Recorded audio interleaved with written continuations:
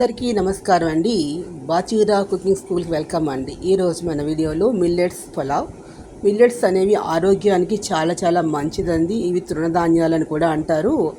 వీటిలో రాగులు, సజ్జలు, అరికెలు, సామలు, జొన్నలు, మొక్కజొన్నలు ఇలా అన్నీ ఉంటాయి. వీటిల్లో మనకి అందుబాటులో ఉన్నటువంటి ఈ రాగులతోనో సజ్జలతోనో లేదంటే సామలతోనో కాబట్టి మనం ఇక్కడ జొన్నలు, రాగులు, సజ్జలు ఈ మూడు కూడా నానబెట్టి ఉంచుకోవాలి. ఒక 2 or 3 hours నానబెట్టేసిన తర్వాత శుభ్రంగా కడిగేసుకుని పక్కన పెట్టుకున్న తర్వాత స్టవ్ మీద మనం మామూలుగా ఓ గిన్నెలో ఏంటంటే ఇవన్నీ కలిపి ఒక కప్పు తీసుకుంటే 6 కప్పుల నీళ్లు పోయాలండి. అంటే మనకి సజ్జలు, రాగులు,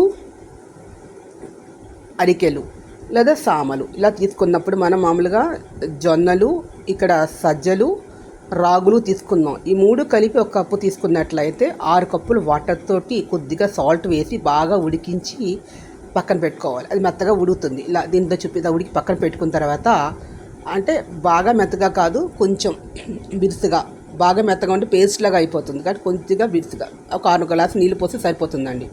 అందులోనే మీరు స్టవ్ మీద మూకుడు పెట్టుకొని ఒక లోతు మూకుడు పెట్టి అందులో 4-5 స్పూన్ల నెయ్యి వేసుకొని అందులోని మిరియాలు, యాలక్కాయలు, లవంగాలు, దాల్చిన చెక్క, అదేవిధంగా లైట్గా కొద్దిగా బ్రెడ్ వేసి అవన్నీ వేయించి పొడి ఒక ఎండుమిరపకాయ కూడా వేసేసి పొడి కొట్టేసుకొని ఆ పొడిని మనం ఈ నేతిలో వేసేసి కొట్టుకున్న నేతితో వేయించి మిక్సీలో పౌడర్ చేసుకున్న పౌడర్ పక్కన పెట్టుకుని మళ్ళీ స్టవ్ మీద మళ్ళీ 4-5 స్పూన్ల నూనె కానీ నెయ్యి కానీ వేసి నేతితోనే 4-5 స్పూన్లు నెయ్యి వేసుకుని జీడిపప్పులు మన కిస్మిస్ పళ్ళు వేయించేసి అందులోనే ఈ మనం వండుకున్నటువంటి ఇది అన్నం ఏదైతే అన్నం లాంటిది మిల్లెట్స్తో రైస్ ఉందిగా దాంట్లో వేసేసి అందులోనే మనం ఈ పొడి కూడా వేసుకుని బాగా కలిపేసేసి కొద్దిగా దింపేటప్పుడు కూడా కొద్దిగా నెయ్యి వేసేసుకుని దింపేసుకున్నట్లయితే ఈ పలావ్ అనేది రెడీ అవుతుందండి. చాలా ఆరోగ్యానికి చాలా మంచిది.